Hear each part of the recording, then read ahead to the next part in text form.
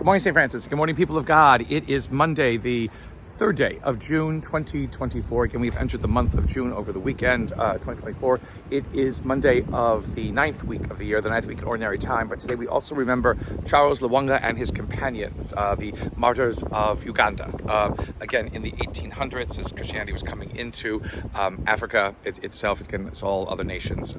Again, many disputes were raised between the Christian ethic on life and the life, unfortunately, of other peoples. And sometimes it did not mix, and sometimes, again, as always with most of the martyrs, their way of life conflicted too much with what was considered the values and the pursuits of regular society. And so Charles, again, for the faith, is martyred with several other Ugandans as they attempted to live this Christian life. So today, to remember the church in Africa, the church, again, there's not just a Catholic, but all kinds of other Christian traditions that reside within Africa. In the Anglican Communion, Charles is also remembered on this day. So again, the source of unity that his memory can create between the different traditions on this day is something to rejoice over in many ways.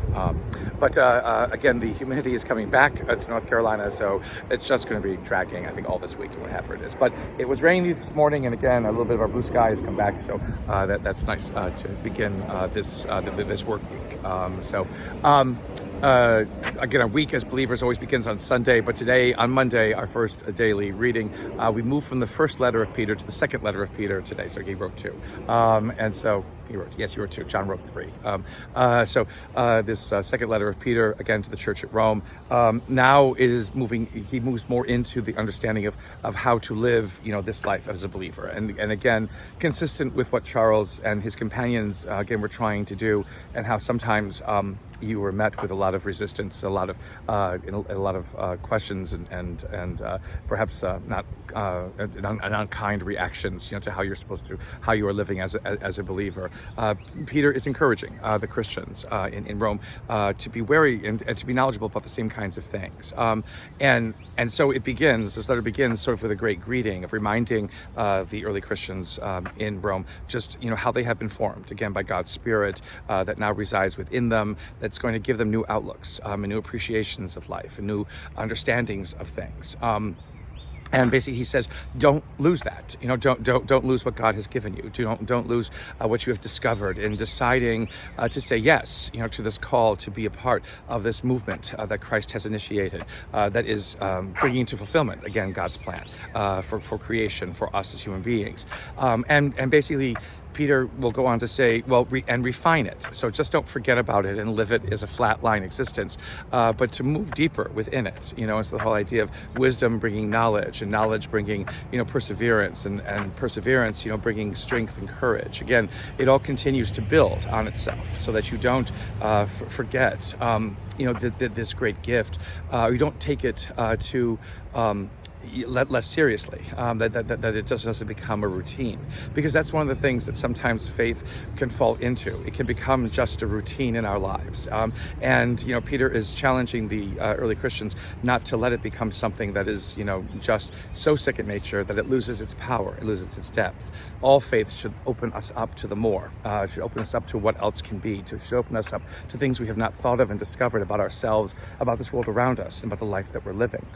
So again, his admonition, or his challenge, or his encouragement is something that's not just for the century in which he wrote, but can be also for our own century today.